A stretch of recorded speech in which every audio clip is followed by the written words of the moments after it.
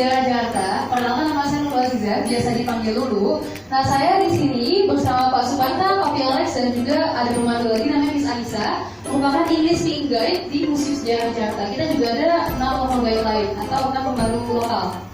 Jadi pada kesempatan kali ini saya akan menjelaskan tentang pemahaman museum, gitu.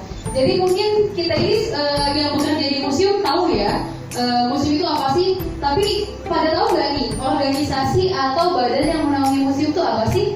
Next kita cari tahu. Let's find out. Nah, jadi mungkin lembaga yang tertinggi atau organisasi internasional yang tertinggi adalah UNESCO. UNESCO itu adalah United Nations of Scientific, Educational, dan Cultural Organizations. Jadi di bawah UNESCO ada yang namanya ICOM dan ICOMOS. ICOM itu adalah International Council of Museums, sementara ICOMOS adalah International Council of Museum and Monuments. International Council of Monuments and Sites itu ICOMOS. Nah, mungkin yang Monas atau kawasan Batu Kota Tua karena itu situs itu di bawah ICOMOS naungannya. Sementara lembaga yang menaungi museum adalah ICOM. Nah, pengertian museum menurut ICOM adalah lembaga non-profit. Jadi kita itu tidak mencari keuntungan, kita itu melayani masyarakat dan perkembangannya. Dan kita itu juga bersifat terbuka. Disebut onboard guiding. Nah, kalau sesudah atau setelah kita transfer in, kita biasanya akan mengantarkan wisatawan tersebut ke hotel. Nah, gimana caranya supaya wisatawan tersebut gak bosan? Kita menjelaskan sejarah Indonesia, sejarah Jakarta. Selain kita membicarakan sejarah, kita juga bisa menceritakan tentang culture, biar mereka gak kena culture shock di sini. Lalu pemandu umum itu bertugas di tingkat provinsi atau nasional, bahkan yang tour leader itu bertugas tingkat internasional, gitu. Jadi sekali lagi teman-teman, kalau misalnya udah punya KTM ini, teman-teman tuh jadi legal gitu. Kalau mau bawa turis misalnya ke Jawa Barat, ke Yogyakarta, ke Kalimantan, sekalipun ke Semarang, teman-teman tuh udah legal kalau misalnya selama punya KTA HPI ini. Next. Selanjutnya ada tingkatan kepemanduan. Yang pertama itu ada tingkat kepemanduan museum. Jadi pemandu museum itu biasanya disebut local guide, museum guide, English speaking guide, dan sebagainya. Jadi karena memang pemandu museum atau local guide itu hanya bertugas di situs, di sites, di destinasi wisata ataupun museum. Dan biasanya nih kita yang sudah punya title sebagai pemandu museum sudah mengikuti pelatihan sebelumnya. Pelatihan itu bisa dilakukan secara internal, yaitu di museum itu tersebut, hanya di museum itu. Misalnya koordinator teman-teman melaksanakan uji kom buat teman-teman untuk mengetes, itu bisa disebut pelatihan internal. Bisa juga pelatihan yang diadakan oleh enak banget. Karena tuh teman-teman travel, teman-teman tuh bisa naik cruise ship, naik kapal mewah yang besar banget, terus bisa naik pesawat yang luxurious, yang benar-benar mewah, gratis. Tapi selain tugasnya gampang, tugasnya itu sangat berat. Gimana ya gampang berat? Beratnya itu bukan kayak kita harus carrying some heavy things.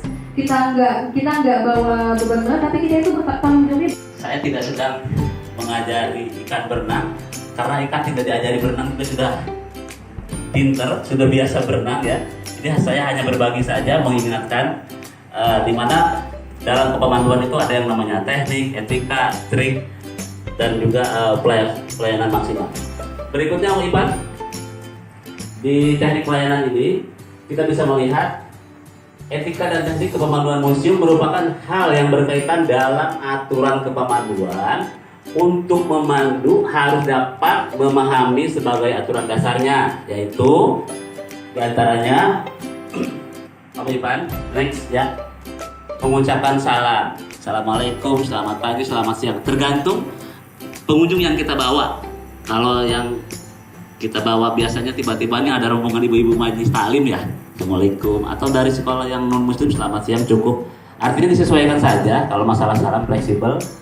Selamat datang di Museum Sejarah Jakarta. Nama saya Suparta.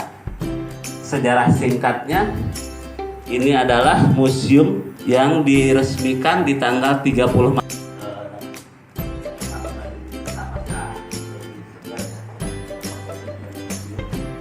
Selalu energi cekatan ya. Jadi pada saat rombongan misalkan datang banyak sekali nih, berapa bis, kita harus siap mengatur mereka supaya jangan langsung masuk blok semuanya masuk cuma 5 bis. Yang seperti itu kita katakan dalam artian kita bisa mengatur, contohnya bisa aku bis 2, bis 3, bis 4, tolong berbalik. Mereka biasanya ketawa-ketawa doang gitu. Jadi Om Alex belum ngomong nih, melihat gayanya aja udah pengen ketawa gitu. Jadi nggak berasa, sejam tahu-tahu udah selesai aja gitu. Tapi masalah ngerti apa enggak, nggak tahu dia ngerti apa enggak. Tahunya ketawa aja dia kan, karena dia seneng gitu. Lihat gayanya, cara bicaranya gitu kan. Apalagi kalau udah ngeliat pengenalan kan, wadah, udah pokoknya udah nggak ada yang lain dah, luar biasa. Berikutnya Ivan, yaitu adalah berikutnya menarik dalam penampilan, selalu ceria ya. Saya lah kira-kira gitu ya, nggak kelihatan apa, jutek, senyum, sapa, salam, sopan santun itu pasti ya, karena itu adalah bagian dari servis pelayanan seorang pemandu di museum. Tidak cemberut, nah cemberut apaan, orang tamu adalah raja, masa kita cemberutin? Orang kita juga kerja memang dari rumah buat pelayanan, buat ngelayanin dia, masa dia datang kita cemberutin? Kan nggak etis kan? Selalu menggunakan parfum agar tidak bau keringat. Nah ini semuanya, sahabat saya, teman saya, saudara saya dari Monumen Nasional ya. Saya ucapkan selamat siang dan selamat datang di Museum Sejarah Jakarta.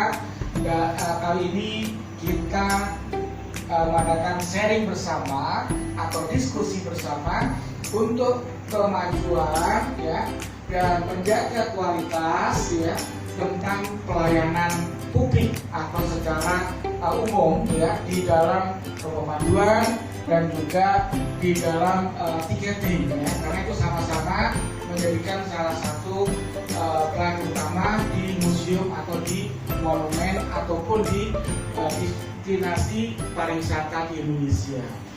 Nah, tadi sebelum saya memaparkan tentang trik kepemanduan, tadi sudah disampaikan oleh Kak Lulu, kemudian Pak Parta ya tentang pemahaman museum, kemudian juga pemahaman tentang kepemanduan secara umum. Coba tolong ceritakan.